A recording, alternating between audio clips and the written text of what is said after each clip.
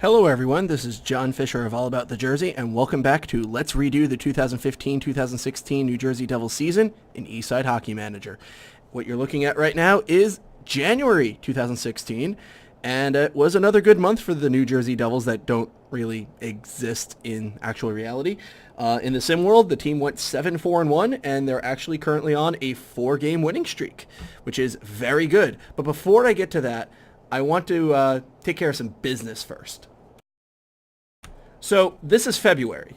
As you notice right here on the 23rd against our hated rivals, that's the NHL trade deadline.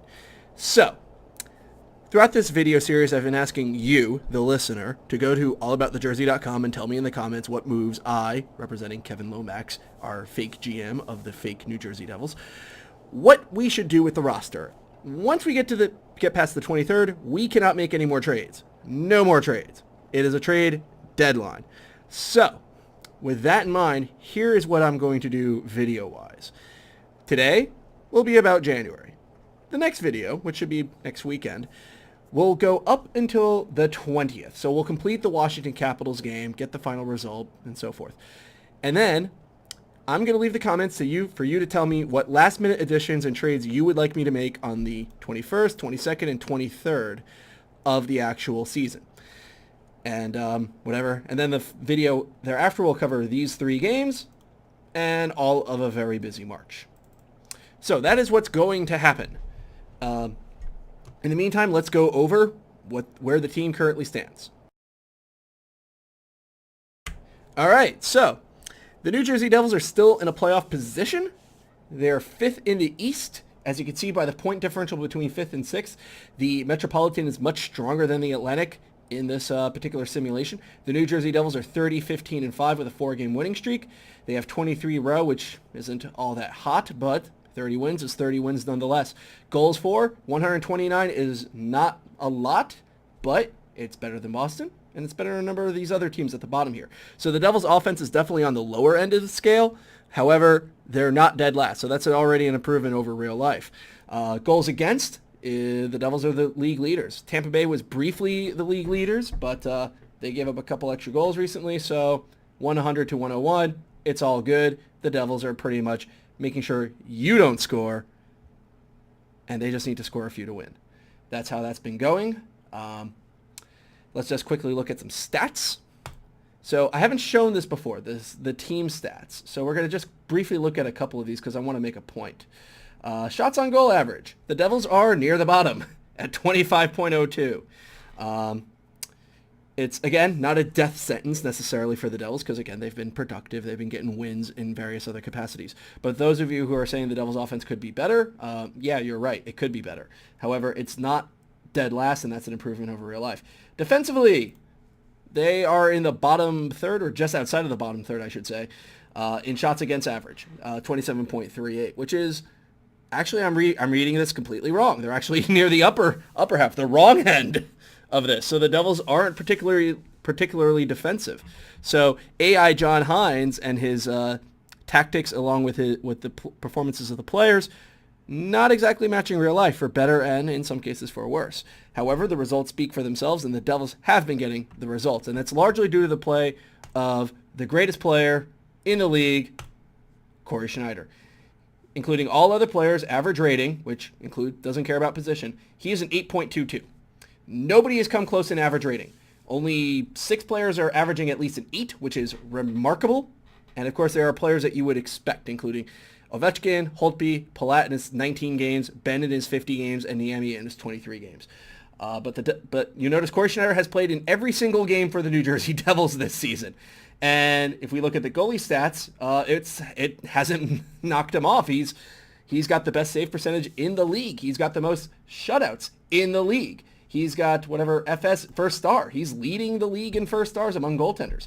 So this guy is making it happen. And with 89 goals against, we know it's 100. So 11 of those are either empty netters or if they're including shootout goals as a result. But Schneider continues to play. It may or may not be a concern later on if he's super tired, but honestly, you just look at Cory Schneider, his condition is full. He's ready to go. He wants all the games. And with these stats, it's kind of hard to say no. So Cory Schneider, is the dude, so to speak. Let's go to forwards in terms of points. The Devils' leader in points did not make the top 50 again. If we go to rating, no Devil forwards in the top 50 either. So the Devils' forwards could be a bit better. If we look at defensemen, notice that your best defenseman is a 7.8, and your top 50 ranges mostly in the 77 range. So most defensemen are going to be just below a 7, but these are the best of the best. And you can see a lot of pairings here, like Hamonic and Leddy. You can see Myers and Schmidt on Winnipeg, and so on and so forth. And remember, rating looks at a player's performance, not necessarily how many points that they have. That being said, if we do go to points, John Moore does appear on the higher scoring end of a defenseman with 26, largely with power play points, with 4 and 12 respectively. In fact, if we go to power play points only, Moore is actually in the top 10, and Adam Larson is 34th. So there you are. Adam Larson getting some PP time in this simulated world. However, the important thing are the results, and we're going to look at that. But first, I'm going to make a quick rundown of all the various trades, because I'm going to make a point of this before I go into all the games, because that takes up a large part of this video. So give me a moment here to call up these comments from All About the Jersey, and then I'm going to make a bit of a point here. Okay. First and foremost, I want to thank everybody who's been making comments, making suggestions. Unfortunately, none of these suggestions have come to fruition in the game for one reason or another. And I'm going to run down my list of 11. I got 2 late ones from Yay Devils. But I'm just going to run them down. And I'm not necessarily picking on you, the user, or the specific user. I'm just pointing out that all these individual suggestions so far have failed for one reason or another. And I'm trying to figure out why. And I think I have an idea. So let me just run down what I got suggested. First, inquire on Philip Forsberg and if possible, make a package centered around Yuri Lucy. That was suggested by Devils Are Cool. Unfortunately, the game has told me Forsberg is untouchable, as he should be, because he's one of the best players on Nashville. Try to get Ryan Strome for Eric Jelena on a pick, according to Norton Nemesis. I tried with a first-round pick, and they were not biting. Strome is considered to be untouchable in the Islanders' eyes, and therefore that did not work. Norton Nemesis also suggested Valtteri Filppula for Quenneville, Mateau, and a pick. I made that pick a 2017 first-rounder. Curiously, the reason they rejected is that they thought Quenneville's overpaid, which has got to be a flaw in the system because Quenneville's a prospect. I don't know how you can honestly say a prospect is overpaid. He's on an ELC. The Lightning don't have to play him right away if they don't want to. But nevertheless, their beef was with Quenneville as opposed to saying, the player's untouchable. So Filppula might be available later on. Norton Nemesis then suggested a combination of respectable players, Elias or Kalinin, plus prospects, plus picks, and try for Kuznetsov, Pavelski, and Toffoli. And I tried it in that order. And I'm going to use that as an example of how the trading system works, because I'm starting to learn this stuff, and I kind of wish I knew this ahead of time so I could show it off. So let's look at Toffoli, because I came the closest to getting him. So we go to Toffoli, we go to approach to trade, right? So this is the screen. Here's what I did not notice before. One, assistant information. The assistant GM is going to basically give us, from his perspective, or the Devil's perspective, whether or not it's a good deal or not. He has no comment because there's no offer right now. He also will list that what the cap is, and you can see what the impact on cap will be, plus what the Kings are looking for. So they're looking for a top 4 defenseman, a goalie prospect, blue line prospect, left winger, and a prospect. They want to add veteran presence. So if we go to add player, and let's say between the two, there's this concept here called value. And I did not notice this before. And I'm going to spend a little time just on this screen so a lot of you can just drink it in, man, of what this is. So on a scale of, I believe, 0 to 5, you can see their value. And then the players that have the highest value on the Devils are, let's see, Camilleri, Schneider, Severson, and Pavel Zacha. Andy Green has an NTC, so he has the highest possible value. He's not going to be willing necessarily to waive that clause under most circumstances. 3 is normal value, and you notice that includes Zajac, even Lusty, Palmieri, Moore, Merrill, and a whole bunch of these players. And moving down the list, you see lesser players like mild interest, like Reed Boucher, Jordan Tutu. A lot of the, Keith Kincaid is here, which is why nobody really wants him. Eric Jelena is also down here. And you'll notice here, this doesn't necessarily square away with the average rating. So a guy like Lusty, who's been excellent for the New Jersey Devils at a 7.3 average rating, he's one of the team's top scorers. He's been frequently on top 6 and power play minutes, yet he only has quote-unquote normal value. Whereas a guy like Damon Severson, he hasn't been that good. In fact, he's arguably one of the worst defensemen on the team this year, and he's got high value. And part of that has to do, I think, with things like the contract status, their age, potential. Like Lusty, is a veteran. Severson is a young player with a potential future. You also have to consider position as well. He's a right-handed defenseman. Those are a little bit more favorable than, say, a guy who could play multiple forward positions. So a guy like Severson just has more value, even though Jelena has been a better player.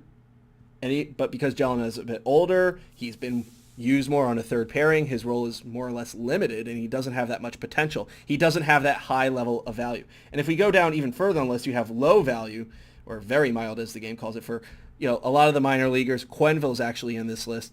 Ruutu is there. Lee Stempniak is also down here, but that's mostly because he's coming off an injury. And AAtJ has no value whatsoever because he's 39. The game is more likely going to tell me he's going to retire than necessarily he's going to be wanted by another team. So I wish I'd known this ahead of time, and I think that would have given all of you and given myself better information to show off why a lot of these deals just don't work. Because you can see here, Toffoli has a high level of interest.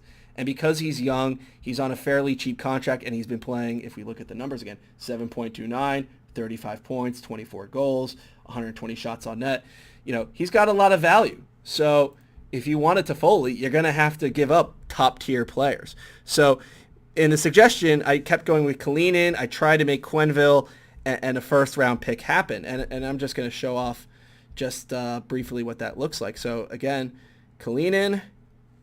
We've got Quenneville. I can continue. You notice that Kalinin's got normal value. Quenneville's got mild interest. And if we go to the picks here, and this is the most curious part, nothing for the picks. No interest yet. And I don't know if that interest will come up later in the season when the draft gets closer and closer. But right now, I could gauge interest on this, and you'll get feedback if you try to offer it. It says, we are prepared not to discuss such offers. We don't want John Quenneville because he's not worth his current contract. And he's on an ELC. So the game is basically telling me, no, that ain't happening. So that's why this deal and all these other deals that were suggested. So AAtJ Still Rocks wanted Jelena for Michael Stone. That didn't work. Jelena for Yuri Jokipaka, Brett Pesky, Darnell Nurse, or Matthew Dumba all gave me the same response. Those teams regard those defensemen as young future franchise defensemen, and therefore they aren't willing to give them up just for Eric Jelena. Thomas Hertl not only did not draw any interest because he's got a future, he just signed a 4-year deal worth $10 million as a contract extension. Gaudreau and Bozak also came up with similar inquiries that were too important to their respective teams. I came closer. Lead Hot Zeppelin Pepper suggestion of Keith Kincaid, Damon Severson in a 2016 first for Ryan Nugent-Hopkins gave me the response that they didn't want Kincaid.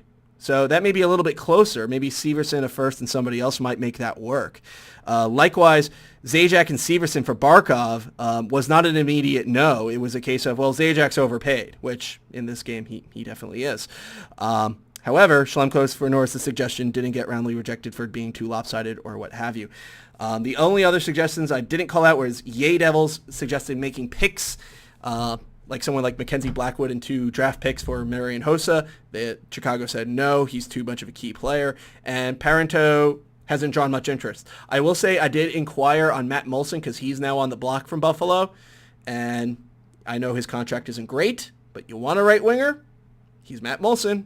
And when I inquired on him, the game told me that they couldn't come up with something interesting from the Devils, but they are willing to hear specific offers, which makes me think that inquiring on a player and offering nothing isn't really going to work for a team like the Devils that doesn't have a lot of players with high interest levels and are, for lack of better purposes, untouchable, because Schneider's not certainly going anywhere. Green has a no-trade clause, and Camilleri's contract is just really hard to move. So lessons learned here. I hope you got a good view of the value. If you want, I can ask me in the comments like who's got good value, and I can tell you whether or not that might make a deal more likely to work.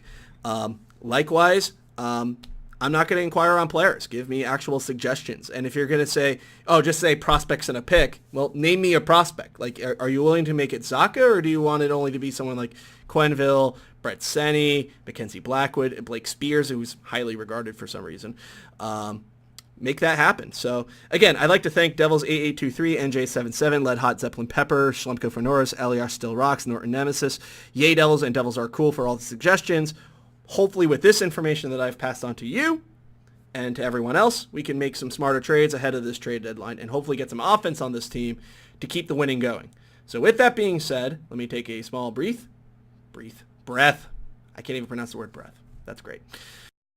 Good. I now how to pronounce that particular word. Let's go through the games and summarize what happened. This was not a good start. Shootout loss to Dallas is actually not that bad of a start. Dallas is one of the better teams, if not the best team in the West. Started off 2-0, came back to tie it up, and Ben just made it happen in the shootout. Schneider was fantastic as usual. Stempniak was very good, and some players like Elias and wasn't so hot, but for the most part they grounded out a point against a very good team, so that's a good start. Against Detroit, not so much. Nyquist has been super hot this month, scored a ton of goals. He's got 25 in 49 games to go with 40 points. He's been ridiculous. But Palmieri and Lusty, tied it up, but Helm and Cronwall and Green just ran away with it. And unfortunately, this was not such a strong game from Schneider. Not a strong game from Larson at all. Not a strong game from Josefson, Zajac, Elias. Zajac and Elias have not been very good. I'll just say that up front. Whereas on the other side, Detroit's best players are very good. Montreal got that first win under their belt with goals by Tuomo Ruutu and John Moore. Those were things that definitely happened, and Kyle Palmieri set things to right with a third goal to make it, a palatable win. Again, Elias had a strong game. Schlemko and Merrill did not play very well, but Moore had a very good game. Jelena was okay. Mateau was fantastic. Henrique, Palmieri and Ruutu got things going. And of course, Schneider was great. Whereas Montreal, well, Carrera Price isn't very good. Markov wasn't very good. And Montreal season just isn't very good. EHM does not like the Canadians. Maybe they should trade for Shea Weber. I don't know. Anyway, Boston. This was another loss. Not a very, Ruutu got on the board again. Elias, made it 2-1, which was very nice, but then Krejci immediately answered. And then shortly thereafter, Bergeron answered to make it 3-2, and the Devils just couldn't come up with an answer afterward. But hey, Ruutu's one of better games, which is nice to see from a bottom six player. And the others, not so strong. And again, Zajac with another 5. So Zajac is definitely overpaid, and his performances just haven't been good enough. So, if you want to suggest to trade somebody, make it Zajac. My editorializing aside, going into Minnesota, this game was presumably properly aired on NBC. I think that was the game where it wasn't in real life, and we missed John Merrill scoring.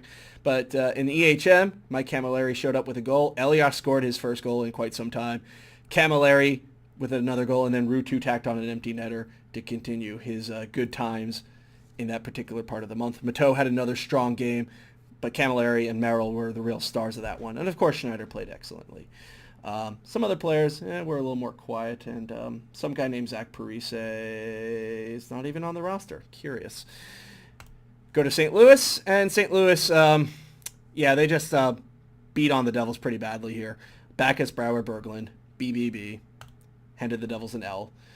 Schneider wasn't so strong. Henrique was very quiet. Elias did very little. Zajac got on the board, so, avoided the shutout at the very end of the game. So Zajac can at least say he did something in January. But St. Louis was just, a better team. Colorado got a shutout with goals by Henrique, Boucher, and Sislo. I will say that about this point in the season, Lee Stempniak picked up a 2-week hip flexor injury out of practice. So I had to put him on IR for a little bit. And so Mike Sislo got into a game, and he tacked on his first goal of the NHL season, an empty netter, which sealed a W. The Stempniak's injury also meant Reed Boucher has been moved up a little bit, and he has received some power play time. So you might see Boucher on the score sheet a little more often, so very good for him. But Sislo was the third star of the game, which is very good for him. But Schneider was, again, the man, threw up a shutout, make it happen. Good times for everybody in New Jersey. Going to Arizona, this was a not so good game. Shane Doan, who's curiously on the block in EHM world, but Doan and Boyd Gordon just, gave the Devils fits in the first period.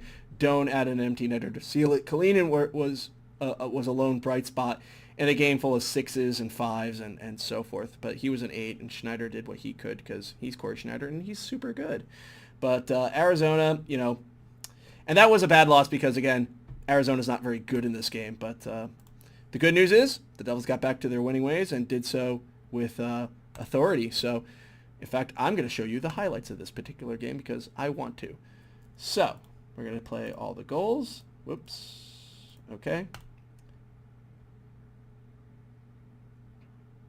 Palmieri scores on the man advantage. So, there we go. That's a power play goal. Larson with an interception. And then Calgary's going to answer back from Yuri Hudler. Poor play by, Lucy at the top of the blue line, but Terranovas will make that happen. Devils force a face-off here. Their second line includes Stefan Matteau, which is, you would think is a bad idea, but until he scores a goal, then you think it's a great idea. Moore and Merrill has been a consistent second pairing, with Jelena and Severson being the third pairing in this particular game. And that third pairing, not very good from the whole unit there, AAtJ, Jelena, and so forth. But Boucher is going to make a lead pass to Sislo. He's going to play Josefson in, and 69-61-16 tacks on a goal. Empty netter time. See if Calgary can get back on the board. That's not happening. Matteau's going to add one empty netter, and then at the very end of the game, Moore's passing it around to Merrill, and Merrill's just going to send the full length into the net to make it 5-2. So very nicely done, and it kicks off a winning streak for the New Jersey Devils. Against Ottawa, Eric Jelena provided the game winner on the power play with what else? A blast from distance.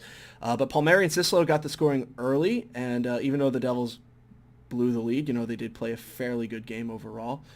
And again, Jelena was the hero of the day, but again, Matteau with another strong performance, and Sislo played particularly well. Josefson, not so much. Some of the other guys were a little quieter, but the Devils overall, you see lots of 7s, always a good thing to see.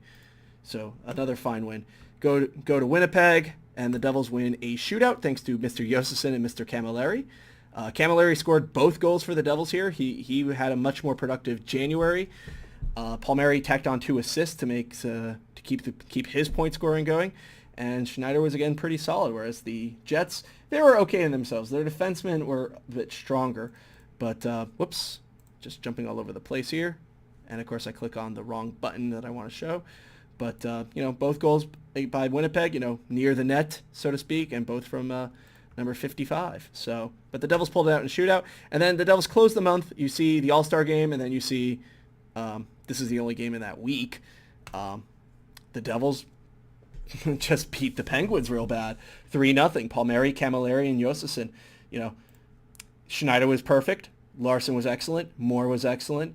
AAtJ, I think, was the only player who really wasn't excellent. But again, lots of good things, lots of good numbers, and production from all around. Whereas Jeff Zatkoff just didn't play very well, and the Devils kept a number of the Penguin players very, very, very quiet. So let's just look at the overall statistics where the Devils currently stand. So Henrique is now your leading point scorer with 34. Palmieri's just behind him with 31 points. Lusty has quieted down a little bit, but he's still pretty solid at 28 points. Camilleri, again, has been a little more productive in January, so he's up to 26. Moore's got 26 points. And Stempniak, who's missed the last 6 games, he's still sitting at 24 points. AAtJ should join him shortly, but again, AAtJ has been very up and down, mostly down over the recent month or so. And again, he's got no value, so I can't even move him even if I really want to, unless the Devils need to do a throw-in for some reason. Larson and Merrill. Matteau has been very, very good in the bottom 6. But if we just look at rating, and I'm just going to filter this out between defensemen first, you can see that a lot of the ratings for 5 out of the 7 defensemen used have been fairly similar. Actually, I take that back. 4 out of the 5. I can't read, apparently. Because Green is at a 6.68, which is somewhere between okay and good, but not all that great. I will admit to a mistake. I had him on IR because he did get injured at the end of last month.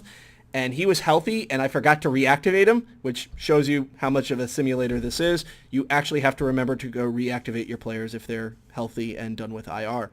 So I finally got Green back onto the ice and got him playing, and he's been doing fairly well, I would say.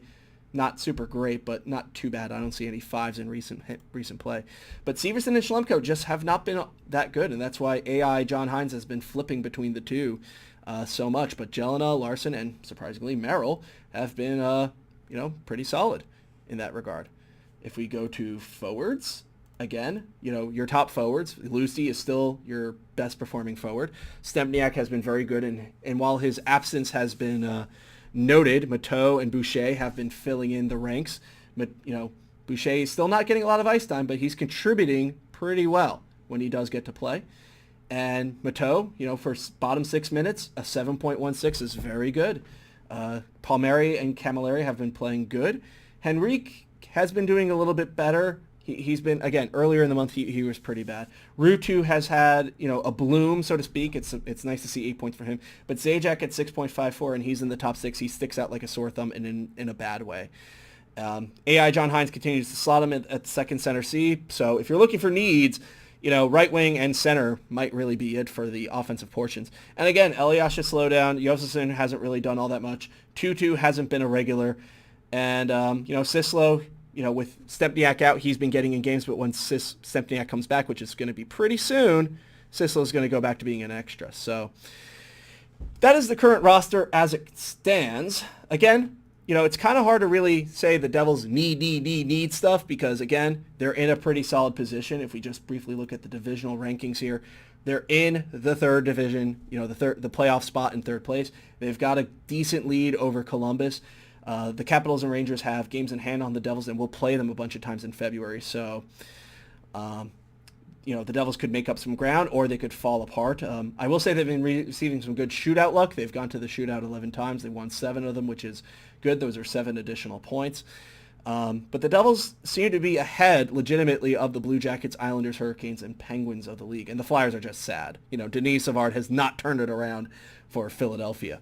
Nevertheless, so even without making these moves and all these moves turning into rejection, the Devils are still a playoff-bound team. And again, the goal of this simulation that we said at the very beginning was make the playoffs. And, heading into the dreaded trade deadline and then the stretch run, so to speak, at the end of the season, the Devils are in a good position.